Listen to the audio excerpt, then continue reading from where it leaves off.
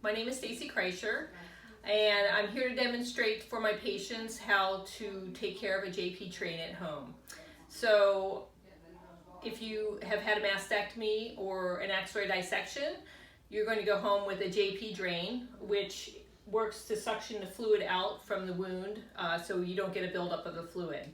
So when you're at home, you'll have your surgical bra like this.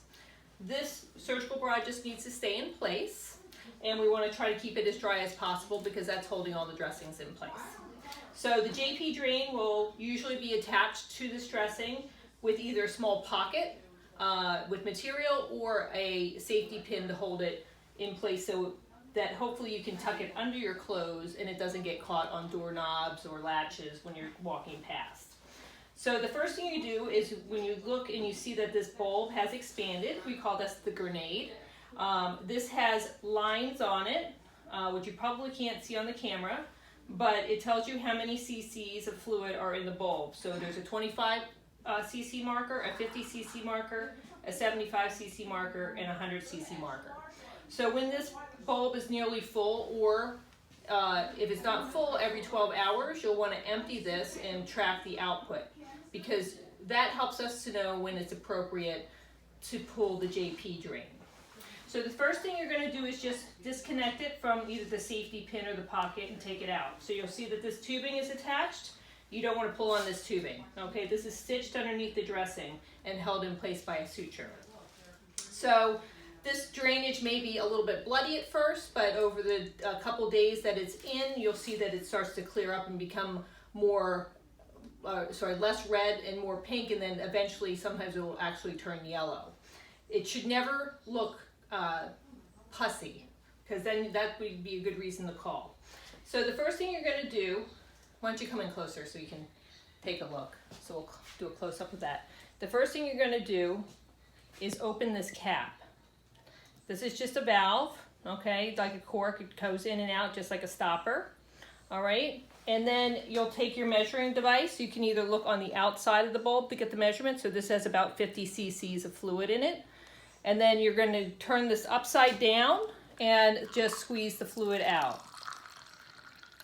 Okay, once it's empty, you'll turn it back upright. Okay, and as Lisa described, this is almost like a turkey baster. When you're drawing up fluid, you're going to push the air out of it, and before you let go of it, you're going to close that valve back up.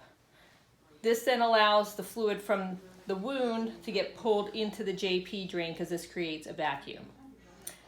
So, and then you just take it and attach it back onto here.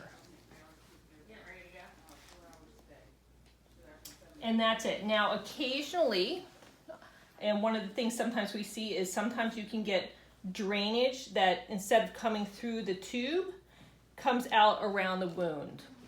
That's usually an indication that either there's a bend in the tube that's causing it to become clogged, or sometimes it's because there is a little piece of clot or tissue that's stuck in the tube that's causing it to be clogged up. So the best way I like to manage that, and I think the easiest way, is to actually take a pen and place that against the tube.